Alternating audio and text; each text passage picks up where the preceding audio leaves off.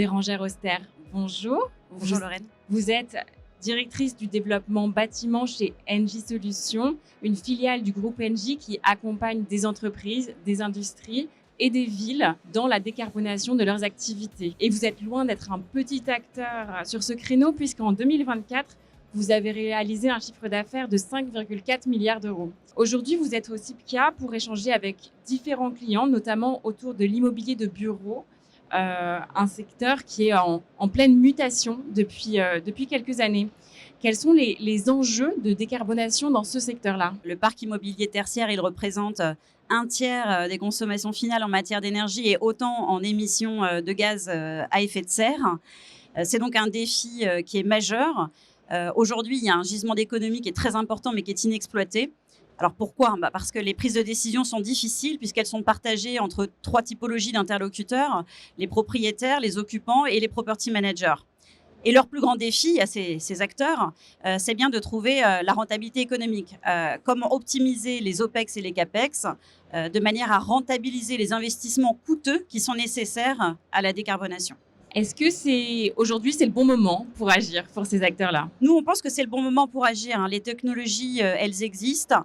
Les réglementations, elles s'accélèrent. Donc, on a le décret tertiaire de 2019 qui vise effectivement à réduire les consommations énergétiques de l'ordre de 40% en 2030 et jusqu'à 60% en 2050.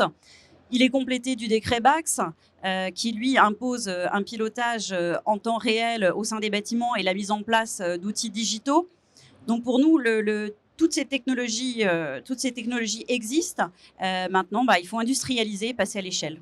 Comment est-ce que vous adressez ce besoin chez Engie Solutions? Donc, nous, ce qu'on cherche à faire, c'est apporter à nos clients de la visibilité et de la maîtrise des coûts. Pour ça, on a un outil qui s'appelle le contrat de performance énergétique ou marché global de performance pour les collectivités. Il faut savoir qu'Engie Solutions, notre cœur d'activité, c'est l'efficacité énergétique. Au travers de ce contrat de performance énergétique, on va prendre des engagements, bien évidemment, qui ont des contreparties, à savoir des pénalités si les engagements ne sont pas tenus. On va construire avec nos clients et co-définir ensemble les actions qui permettront d'atteindre les objectifs d'économie fixés par le décret tertiaire. Ces actions, on les conçoit, on les réalise et on les suit et on les garantit dans le temps. C'est-à-dire qu'on s'inscrit vraiment dans une démarche où nous sommes acteurs et garants de la performance énergétique. Et c'est ce que nos clients viennent chercher chez nous. Donc à la fois on conçoit, on réalise et on exploite, on est sur toute la chaîne de valeur. C'est-à-dire qu'on réalise les audits énergétiques, on fait les études, on fait la conception, l'installation, la maintenance, l'exploitation et le financement. En maîtrisant toute la chaîne de valeur, on est en capacité de proposer des contrats sur la durée auprès de nos clients avec des engagements de performance énergétique. Le panel d'action, il est donc extrêmement large. Est-ce que vous pouvez nous donner quelques exemples concrets? En moyenne, alors déjà, on peut dire que l'Observatoire national pour les contrats de performance énergétique, donc là c'est très neutre et objectif, considère qu'en moyenne, je dirais qu'il y a 30% de consommation d'énergie qui sont apportées par ces contrats de performance énergétique. Donc c'est avéré, c'est un fait.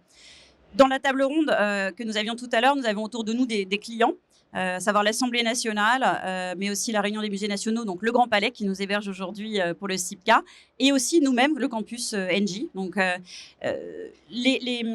preuve a été faite par l'exemple.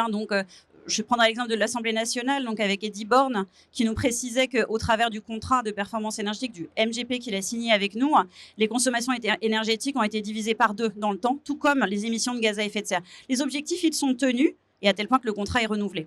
Quel type d'actions vous avez mis en place? Par des études, par la conception d'installations, par le pilotage de ces installations, par la mise en place d'outils de mesure des consommations, par la maintenance. Et puis, effectivement, tout ça est permis par le financement. Quels sont les bénéfices de ces contrats de performance énergétique? Je pense que le principal bénéfice, c'est effectivement la maîtrise du budget, mais c'est aussi la garantie que l'exploitant est incité au travers du partage des gains à la réussite et à l'atteinte des objectifs. Grâce aux solutions de contrats de performance énergétique, le client peut trouver des solutions en matière de financement. On le sait, ces investissements ils sont très coûteux. Merci Bérengère. Je vous en prie, merci Lorraine.